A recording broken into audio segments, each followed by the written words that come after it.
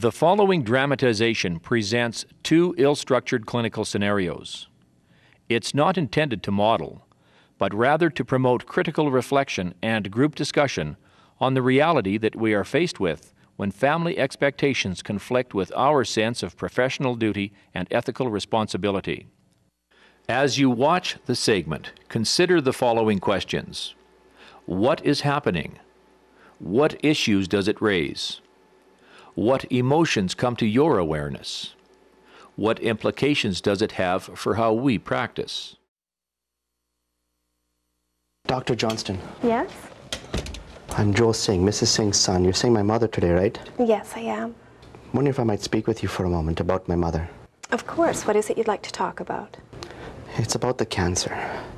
She knows she's sick, but she doesn't know how sick she is. Well, we'd like to keep it that way. I'm sorry, Mr. Singh, but I don't work that way. She has a right to know about her cancer and her condition. I have to tell her about her treatments and what we can do for her. But doctor, that's not how we do it in our culture. I understand, but I have to talk with her. Now, I have about 10 minutes before my next appointment, so let's talk with her now.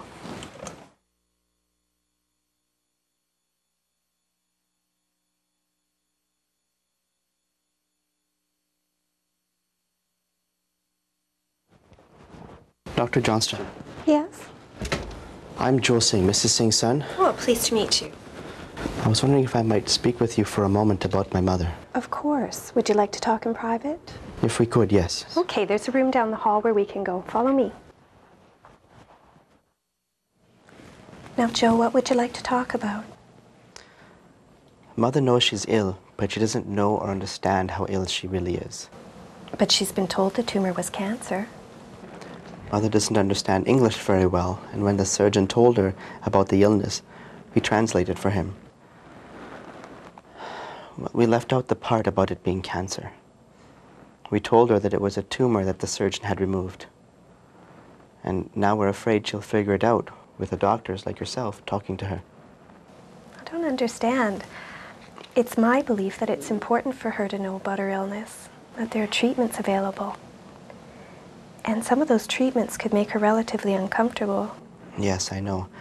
And this may not be easy for you to understand, but in our culture, it is preferred that the patient not be told.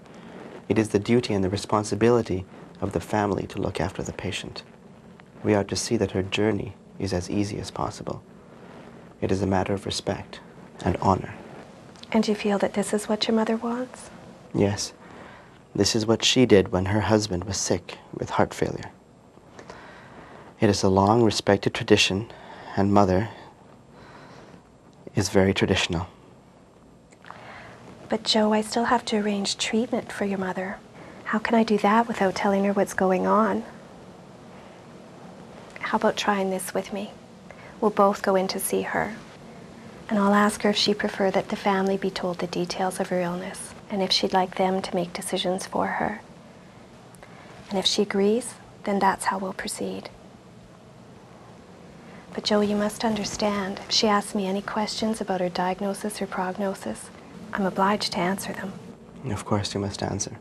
That's also respectful. Okay, shall we go talk with your mother now?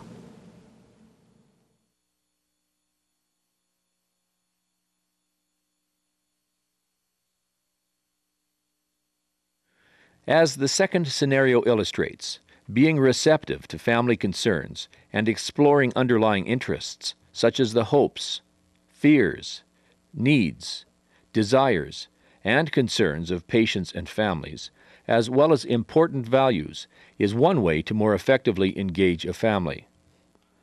It is possible to remain true to our ethical principles and duties as clinicians while honoring different traditions. Cultural competence is obviously more than attending to matters of disclosure and autonomy, but we can demonstrate our openness and willingness to engage families with these issues. Respecting different traditions and adapting our communication to those principles is likely to result in a better outcome for the patient and family. It contributes to creating an environment of comfort, dignity, and peace of mind.